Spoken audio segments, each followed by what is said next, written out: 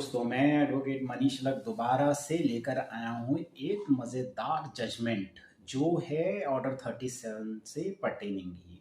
लोग कैसे कैसे डिफेंस लेते हैं, कभी कभी हंसी आती है, लेकिन सच्चाई तो यही है कि डिफेंस अगर आपने लेना है तो आप कुछ भी डिफेंस ले सकते हैं, लेकिन कोर्ट क्या उसे मानेगी। इसके अंदर इस पर्टिकुलर केस में ये कहा गया था कि जो एग्रीमेंट साइन किया गया था वो मेरे बेटे ने करा था और मेरा बेटा तो ऑथराइज था ही नहीं साइन करने के लिए। ऑल्दो चेक जो थे वो प्रोप्राइटर नहीं साइन करे थे, जिसका जो ऑथराइज था।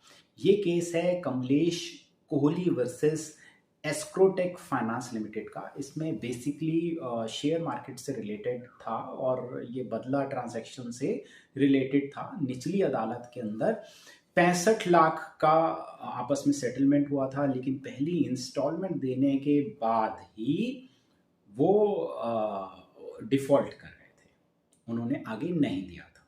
तो जब इन्होंने आगे कोर्ट में अपील करी तो ये कहा कि मेरा जो बेटा है, बेसिकली माँ के नाम की फर्म थी और माँ ऑथराइज पर्सन थी, mother was the authorise person to sign the cheque. इसमें चेक बाउंस का केस था ये इनिशियली।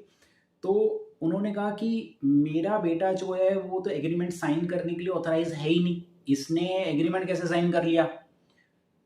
तो टेक्निकली तो जब एग्रीमेंट साइन करने वाला ऑथराइज्ड ही नहीं है, then how is it possible कि मैं इस एग्रीमेंट को वैलिड वो करते हुए इसके पर्टेनिंग जो है जो चेक है वो लीगली रिसीवेबल डेट है। क्वेश्चन तो वैलिड है। देखिए, कोर्ट ने ये कहा कि आप मतलब माँ और बेटा दोनों साथ रहते हैं, तो इन्होंने सोच समझ के इस तरीके से प्लानिंग करी कि साइन वो करेंगे, एग्रीमेंट पे बेटा करेगा और बेटा बेटा बाद में पता लगेगा ऑथराइज था ही नहीं साइन करने के लिए, और मदर जो कि ऑथराइज थी चेक पे साइन करने के लिए, उसके चेक पे साइन होंगे। तो अल्टीमेटली ये जो अपील थी वो खारिज कर दी गई थी, नहीं मानी गई थी।